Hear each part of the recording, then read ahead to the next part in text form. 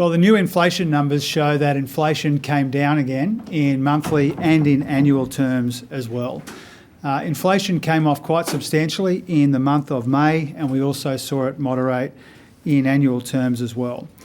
This is the second consecutive month that we've seen headline inflation fall in our economy. Today's numbers are much better than what the market expected and better than forecast. Headline inflation fell 0.7% in the month of May, which is down from a rise of 0.4% in April. That means headline inflation was 4% in the 12 months to May, which was down from 4.2%. Now, we already had an inflation challenge in our economy, but the war in the Middle East is making inflation higher than it would otherwise be. You can see that the initial impact on inflation came from the conflict when it came to fuel, but we see it broadening a bit today in other areas, including most especially dwelling construction costs. And because of that, we did see trimmed mean inflation at 3.6% in the 12 months to May compared to 3.4% in April. One of the big movers was automotive fuel once again. This demonstrates the really important role of the government's cut to the fuel excise. Automotive fuel fell 11.9% in the month, but was still 7.7% higher in through the year terms. So that extension of the fuel excise relief in a tapered way provides cost of living help. It recognises that there's still some uncertainty in the Middle East and that the costs and consequences of that war will play out for some time. It's also worth remembering that in the most recent numbers, we've seen inflation tick up in the US and in Canada and in Europe, but it has come down again in the Australian economy. It's also worth remembering that inflation is much lower than when we came to office. It was north of 6% and rapidly rising. And you can see in these numbers that it is much lower than that. So our economy is not immune from all of this global uncertainty and volatility, but we are well placed and we are well prepared to confront it. This is a very welcome set of numbers which shows that inflation fell once again for the second month in a row. We're not complacent about that. We know that there are still inflationary pressures in our economy. That's reflected in the underlying measure. But these numbers today are much better than the market expected, much better than forecast, and that's obviously a very good thing. Happy to take some questions. We'll start with Mark and work our way through the front. Treasurer, isn't the truth here though that the headline inflation number has come down because of the fuel excise cut, taxpayers subsidising taxpayers? And when you take that out, underlying inflation, the important one, is heading in the wrong direction, and that means higher interest rates. Well, a couple of things about that, Mark. I mean, first of all, the government's efforts to cut the fuel excise are part of the story, but not the whole story, even when it comes to this very welcome moderation in fuel costs reflected in the inflation figures today. When it comes to the trimmed mean, the measure of underlying inflation, we've made it clear for some time, and you can see it reflected in our forecasts and in the private sector forecasts, that the costs and consequences of the war in the Middle East will be felt for some time, that those costs were felt initially when it came to petrol prices. That's why we stepped in and stepped up with the fuel excise cut. But they are broadening in our economy, and the big standout in that regard is dwelling construction costs. And we have known and we have spoken in this room and elsewhere on other occasions about the pressures in other parts of our economy, broader pressures coming from the war in the Middle East, and those dwelling construction costs are part of that story. We'll go to Luke and then we'll come over this side.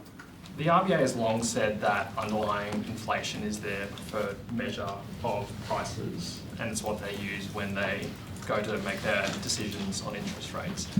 Does the government have a preferred measure of inflation in a similar way? Well, we pay close attention to both measures of inflation and all of the constituent parts of the inflation story in our economy for 4 years now. And inflation has been the primary or one of the key indicators that we watch most closely. So it's not really an either or. But to see headline inflation come down for the second month in a row is a very welcome development. In other countries, it's going up. Here in Australia, it's coming down. We are realistic. We're not complacent about the future trajectory of inflation, but you'd rather headline inflation coming down than going up. That's what we're seeing today. And the trimmed mean measure reflects these broader price pressures that we've identified for some time, including in our budget, coming from and made worse by the war in the Middle East. The Housing Minister this morning said that house prices are correcting. That typically means that they're sort of falling by 10% from the peak. Is that what you expect to happen? Well, I think the Housing Minister was using a general description rather than a technical definition. If you look at the budget's assumptions from Treasury, they expect house prices to continue to grow, but a bit more slowly.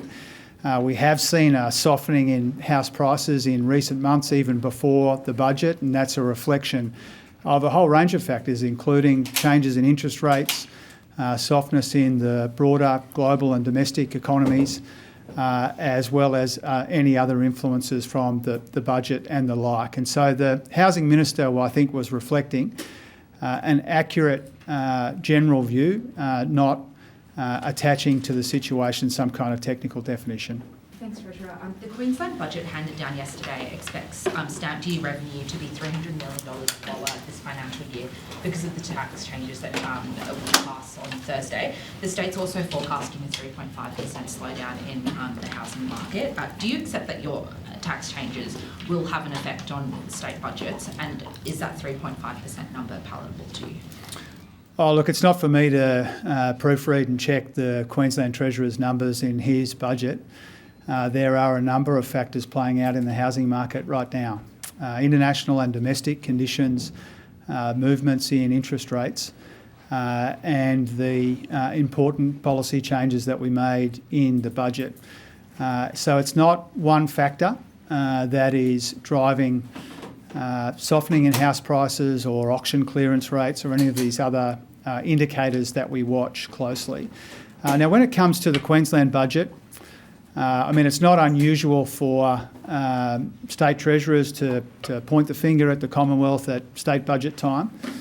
I try not to take unnecessary shots at state governments who are all trying to make their budgets add up. That's true of governments of both political persuasions. I know that the Queensland credit rating is under very serious pressure. So the point that I would make about the Commonwealth budget is we've got a stable AAA rating from all three major ratings agencies. It's for the Queensland Treasurer to explain why that's not the case in the state of Queensland, the wonderful state of Queensland. Stamp duty receipts are a key way that states make revenue, though. Is the fact that they're going to recoup less revenue an unforeseen circumstance of your federal budget? No, it's a reflection of a whole range of factors playing out in the housing market. So we'll come here and then to you, Matt, and then Shane. Thanks, Treasurer. The government has proposed legislation that would preference businesses that have union agreements in government procurement contracts. I just wanted to ask, how does that fit in with the government's productivity boosting agenda? And are there any concerns that it would rig procurement in favour of the SEEK and your other unionised businesses? Well, I think that just reflects the view that this government has long held, which is the best kind of most productive workplaces are where workers and management come to good agreements. And the changes that Minister Rishworth is putting through the Parliament reflect that view that we have long held. Matt. Sorry, this is slightly off topic, but nonetheless. Australia's got the most expensive, according to a number of surveys, the most expensive passports in the world. I'd like to ask you, according to some evidence before the estimates hearing or a Senate committee recently, your income from passport sales is heading for $1 billion a year. Is the government profiteering off the sale of passports? Can you tell me exactly what it costs to produce a passport? Because I asked both DFAT, Penny Wong and the Prime Minister and they wouldn't tell me. Well, first of all, I don't think that's the relevant comparison. You know, the cost of printing a passport is not the cost of maintaining the system, and obviously the budget is full of difficult decisions like that one, and it just reflects the fact that when you're managing a budget like ours, sometimes you have to take difficult decisions, and that applies to fees and charges just like it applies to other areas of the budget as well. And so there have been responsible increases on that front which reflect the cost of maintaining the system, but also the broader cost of government. Sorry, but my question was, are you charging the amount to get a passport that it costs to produce it, administrative, security stuff, or are you profiteering off it? Yes or no? And my answer to that is no, and I took you in some detail why I believe that to be the case. Shane. The inflation figures show that the housing sector continues to be one of the driving Yeah. forces, and you touched on the costs. Yeah. Your budget measures, you say, are aimed at improving affordability and building more homes, with a grand plan to build a lot more homes, 1.2 million by the middle of 2029. Yeah. Is that an inflationary pulse that you are putting in to the economy by trying to build so many homes with a workforce that is tapped out, and you've got extra costs coming in from overseas? Well, only if we weren't investing in the workforce as well, and that's what we're doing. We've got substantial apprentice incentives, for example, to build the workforce. We've got free TAFE. We're taking a whole range of steps, really important steps, to make sure that we have the workforce we need to build the homes that we desperately need, playing catch up after a decade of neglect. So the housing market is obviously a key focus of the government. That begins with supply, and that supply challenge has got a range of elements, including making sure that we have the builders that we need, and that's why we're investing so substantially in free TAFE and in incentives for apprentices. Go to Katina and then up the back. Thanks, Treasurer. Just building on Ev and Shane's questions, we've also seen auction clearance rates plummet. Do sellers need to adjust their expectations of how much they can get for their house? Well, I'm obviously not going to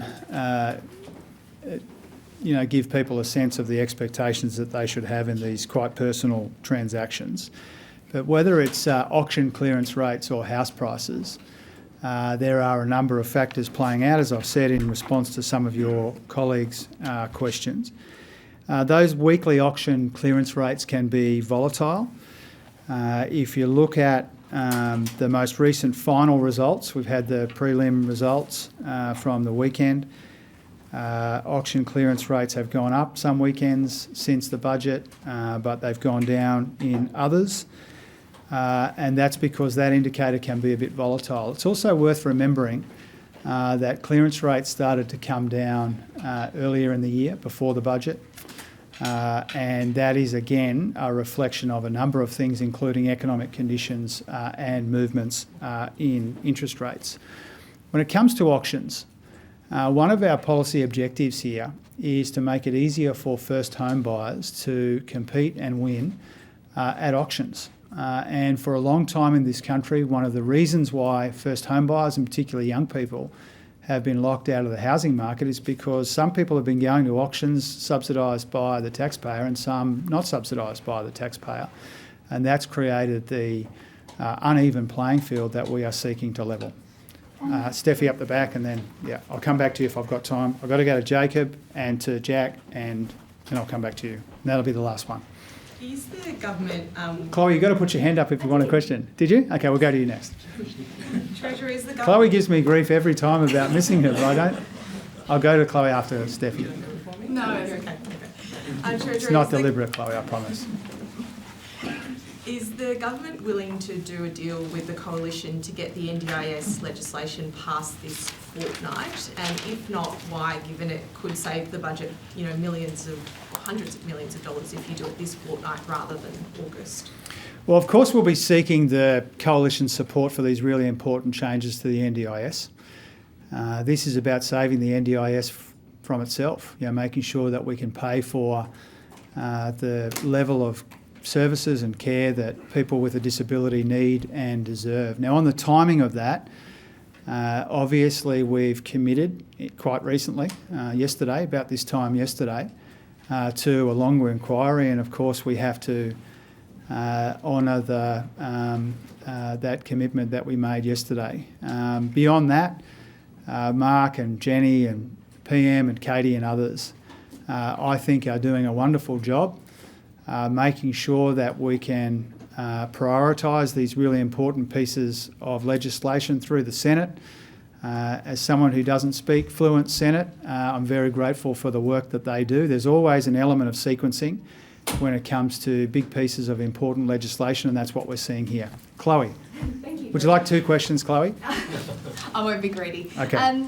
You said that the Housing Minister's comments this morning were a general description, Yeah. not technical. Do you agree with her, though, that the housing market is correcting itself? I agree that there's been a softening in house prices. That's self-evident from the numbers, and the same is true of auction clearance rates, and they are for reasons which go beyond the changes in the budget, because in both instances we saw a bit of a softening in the housing market before the budget. The point I was making in response to the earlier questions is I know that there is a technical definition of a correction. No, because it hasn't seen the sort of percentages which are consistent with that technical definition. But I know that what Claire was describing was a general situation where house prices have softened a bit, auction clearance rates have softened a bit for reasons that go beyond the budget. Jacob, Jack, Phil, and then over here, then we're done. Just following up on Matthew's question, we're having a debate about multiculturalism in this country. 1/3 of Australians are born overseas.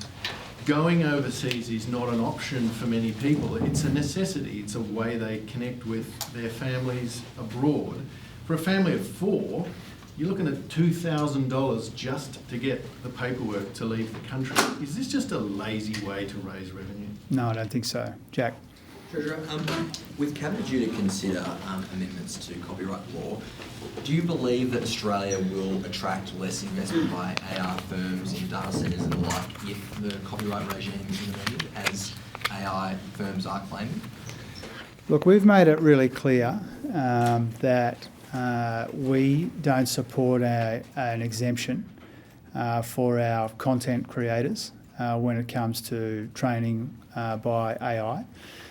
My colleagues, a whole bunch of my colleagues, but primarily, Michelle Rowland, Andrew Charlton, Tony Burke, Amanda Rishworth and other colleagues are working through all of these sorts of challenges. But we've made it really clear that we support the rights of copyright holders, content creators, to make sure that as we work through a series of really quite tricky issues when it comes to AI, that we are maximising the benefits and minimising the risks, and that includes the people who create content. On that specific claim, though, about investment, do you think that if the copyright laws aren't amended, that there'll be less investment? Do you agree with that? No, because we're getting an extraordinary amount of investment in AI, and particularly data centres. It's one of the reasons why, not the only reason why, private sector investment in this country is absolutely rocketing in the last couple of national accounts.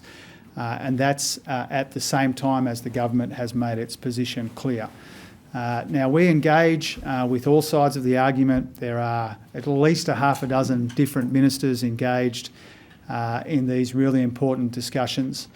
And we take all of the views raised with us very seriously, but we've made our position clear when it comes to copyright, and that hasn't been a barrier to this quite extraordinary and very welcome investment that we've seen in that part of our economy, which is helping to drive some pretty extraordinary private investment figures.